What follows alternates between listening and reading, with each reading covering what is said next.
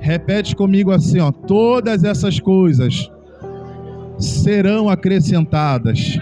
Aleluia. Pode sentar em nome de Jesus. Glória a Deus.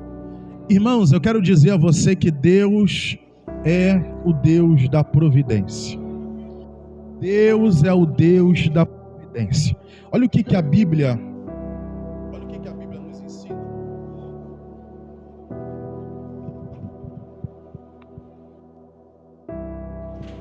Olha o que a Bíblia ela está nos ensinando, tá? A gente vê que ansiedade, preocupação não é um problema novo. Hoje em dia não é sem dúvida, ansiedade junto com depressão são duas das doenças mais faladas, né, da nossa época. A depressão, inclusive, foi considerada a doença do século. E a gente vê isso aumentando cada vez mais. A gente vê isso se tornando cada vez mais comum, né? Só que o que nós vemos na palavra de Deus é que esse problema não é um problema novo. Para o Senhor Jesus tomar a palavra e dizer: não andem preocupados, não andem ansiosos com o dia de amanhã, com a vida de vocês, é porque isso já acontecia naquela época. E na verdade, irmãos, isso é do ser humano, isso é normal do ser humano desde que o mundo é mundo. E aqui eu entendo, eu percebo que Deus está dizendo para nós não se acostumar, para a gente não achar normal viver uma vida de preocupação e uma vida de ansiedade. E o que é a ansiedade? É a preocupação com o dia de amanhã. É a preocupação com aquilo que a gente não pode resolver. É a preocupação com a incerteza, a insegurança, são as dúvidas, são a desconfiança que a gente tem. Não sabe como vai ser amanhã, como vai fazer mês que vem, como vai resolver o problema semana que vem. É o aluguel que a gente tem que pagar, é o problema dentro da família, é a doença que a gente não sabe o que o médico vai falar, qual é o diagnóstico que o médico vai dar. Então a gente vive no mundo de ansiedade, vivendo, pensando no futuro, como vai ser, como vai resolver, como vai lidar, e no mundo de preocupação com aquilo que a gente já está vivenciando. E aí Jesus está dizendo, isso não é normal, vocês não podem se acostumar a viver dessa forma.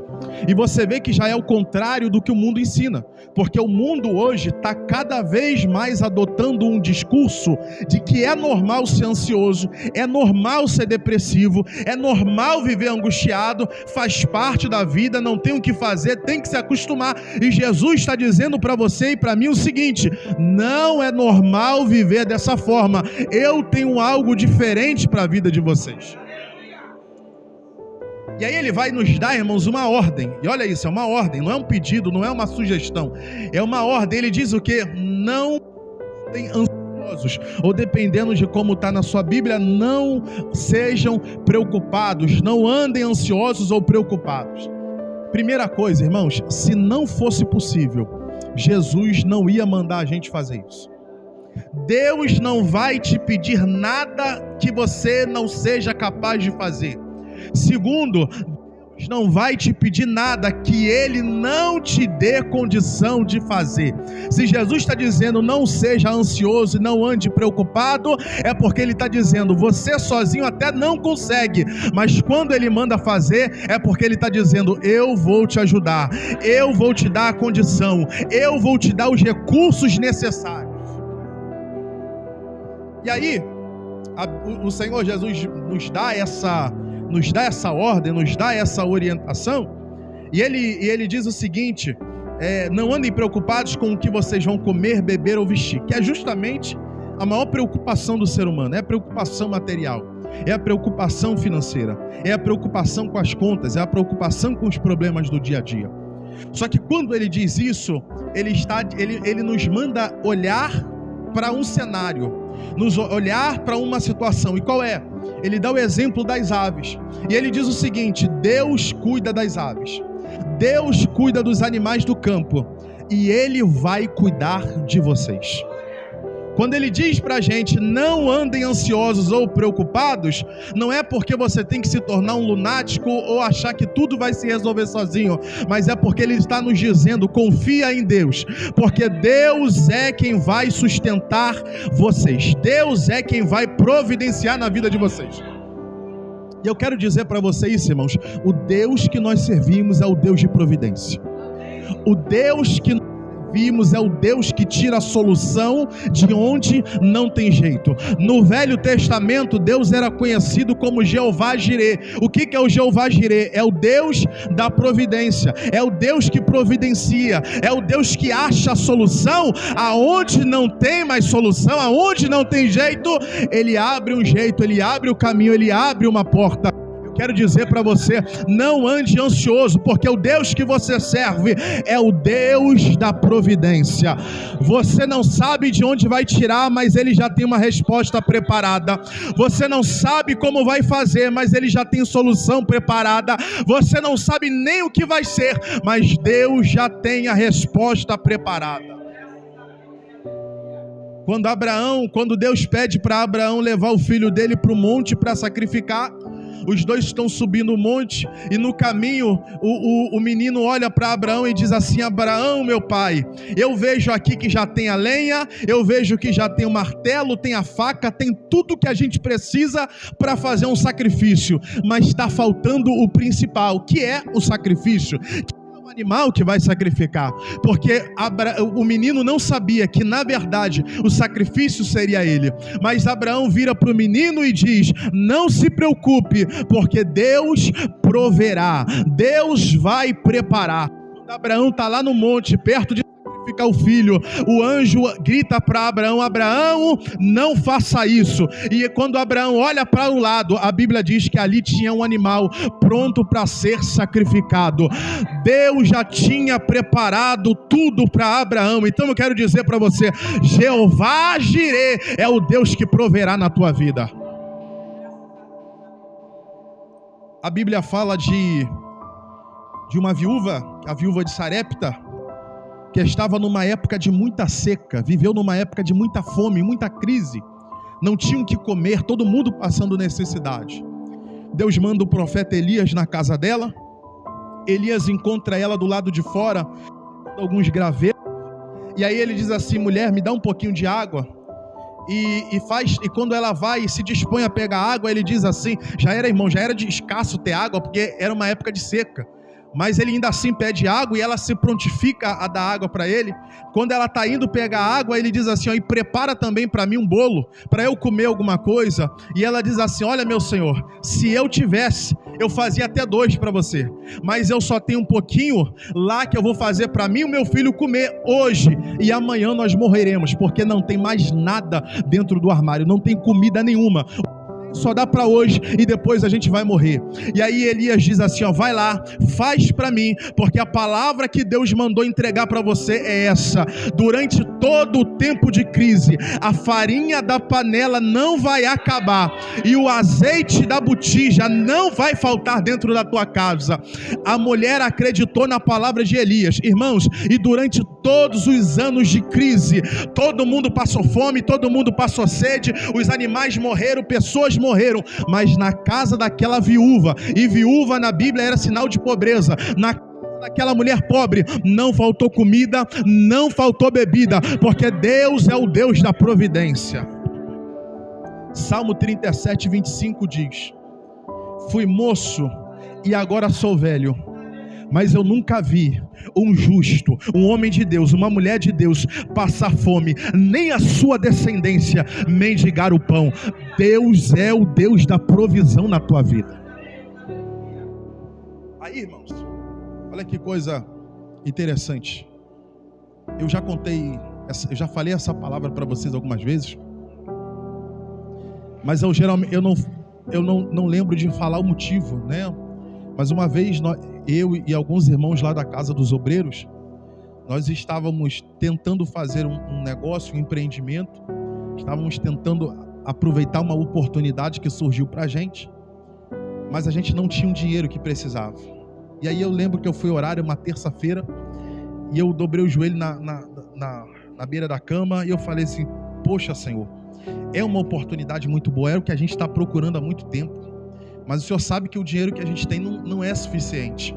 E eu lembro que eu abri a Bíblia e caiu aquela passagem de Davi contra Golias, e caiu naquele versículo que fala assim, que Davi fala para o rei assim: quando eu tomava conta das ovelhas do meu pai, vinha o urso e eu matei o urso, vinha o leão e eu matei o leão. E ele diz assim, ó: e Deus que me deu vitória contra o urso e me deu vitória contra o leão, também vai me dar vitória contra esse gigante.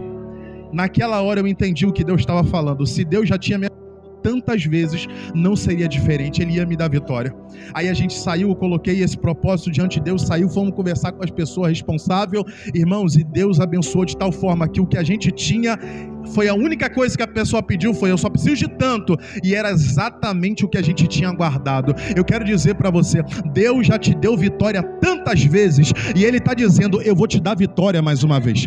Eu já te sustentei diante de tanto problema, e você está de pé hoje. Você nem acreditava que estaria de pé, mas está, porque Deus te ajudou, e Ele está dizendo: já te ajudei outras vezes, e vou te ajudar de novo. Deus é o Deus de solução e de provisão na tua vida.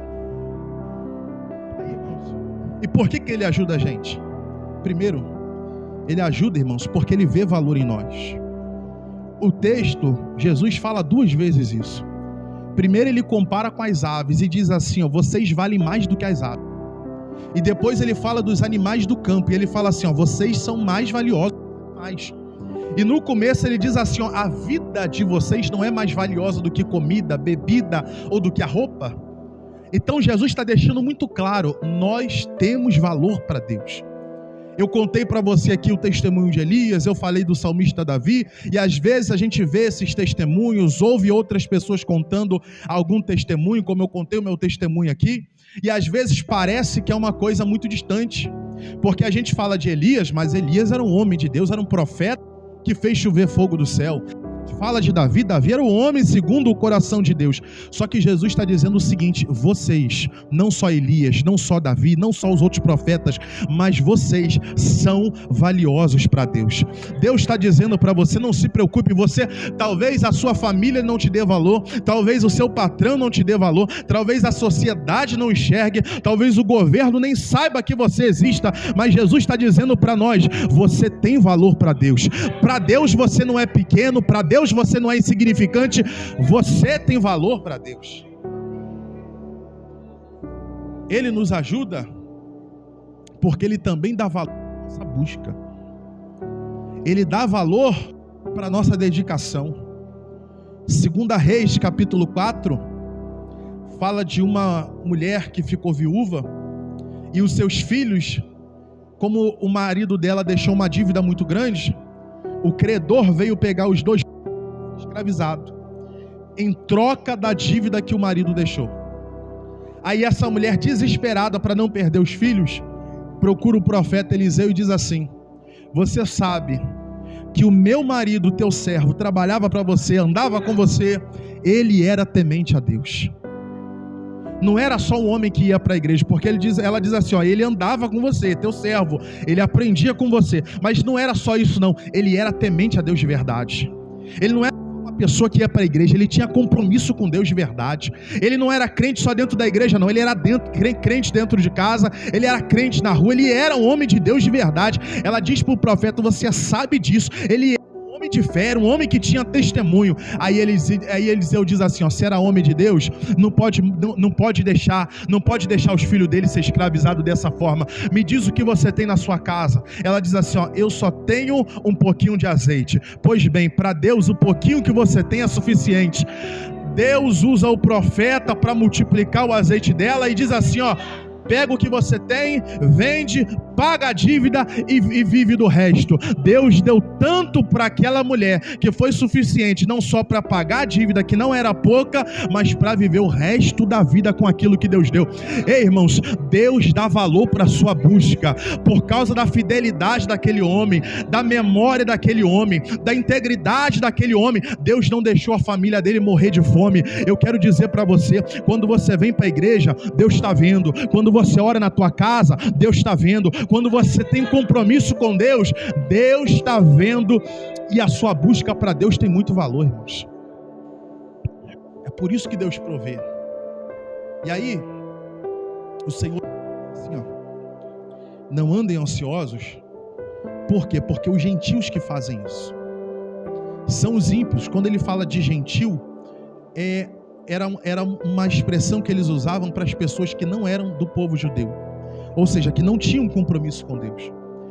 Jesus está dizendo assim, essas pessoas que não servem a Deus é que vivem inquietas, preocupadas com o dinheiro, preocupadas com as coisas. E não quer dizer, irmãos, que a gente não deva correr atrás. Não quer dizer que a gente não deva trabalhar. A gente sempre fala aqui, irmãos, Deus não tem compromisso com gente irresponsável.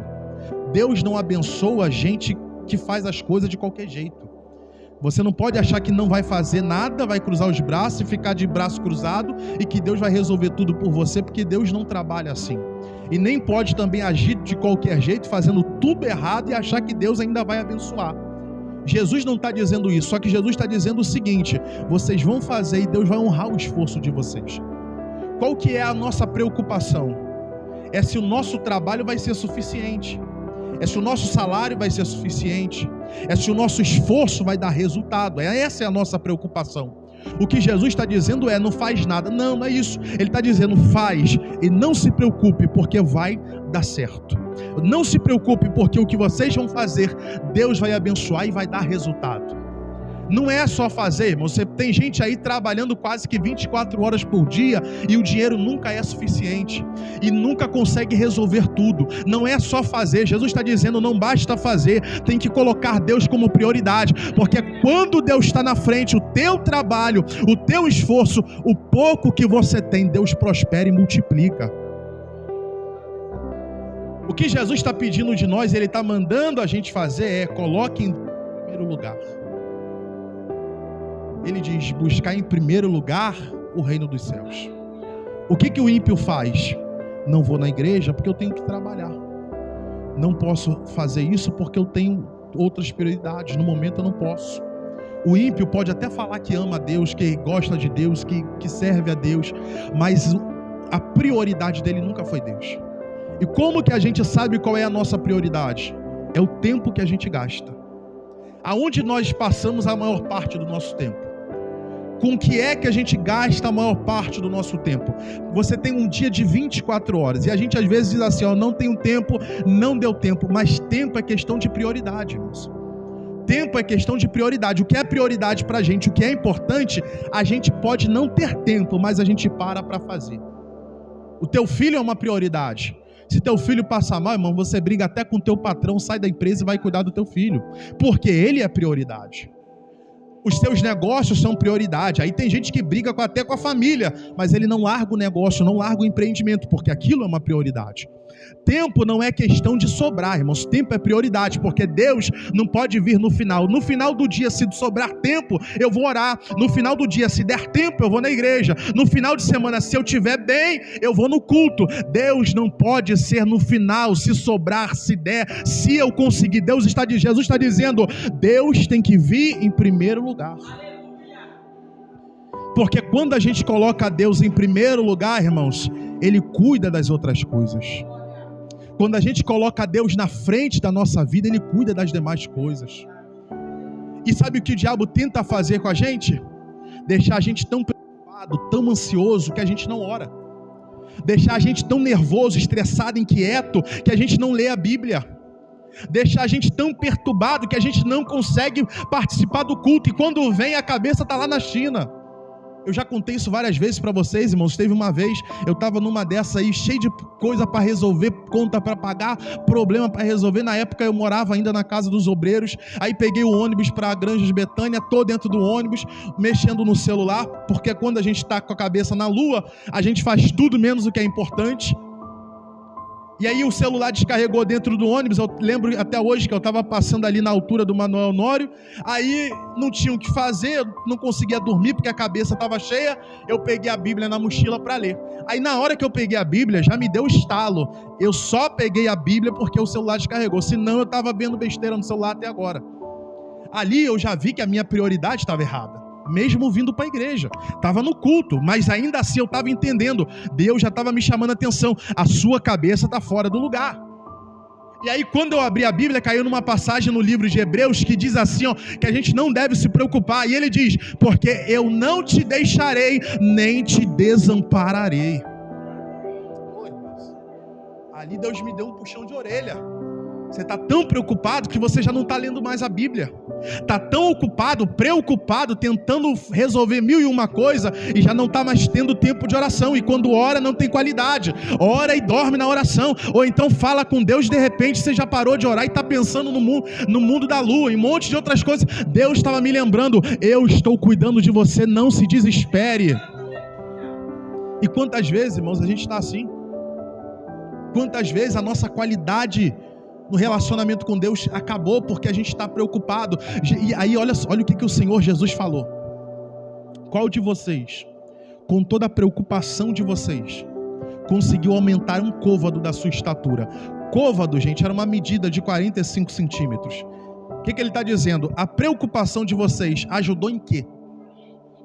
A preocupação de vocês mudou o quê? Irmão, quantas vezes você já ficou sem dormir? Eu te pergunto, ficou sem dormir porque tinha conta para pagar no dia seguinte. Acordou com dinheiro? Porque preocupação não resolve. Não muda nada.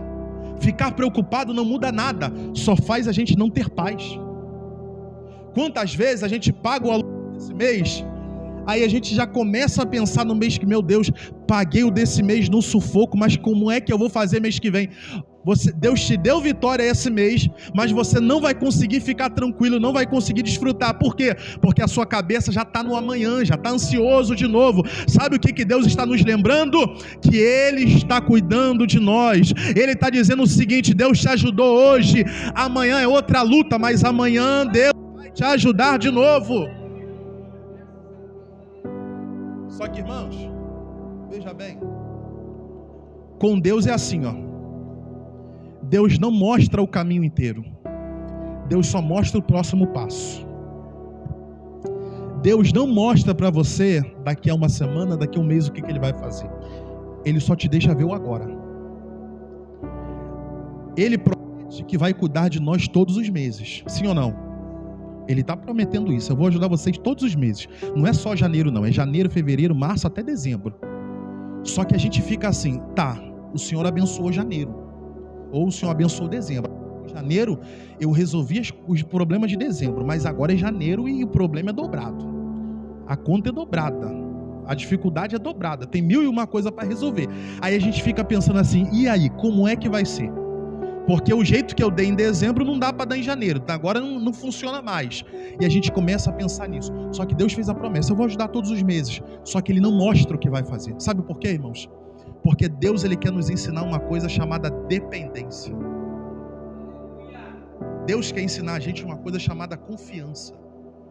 Ele não diz o que vai fazer, mas Ele não falou o que vai fazer? Então confia.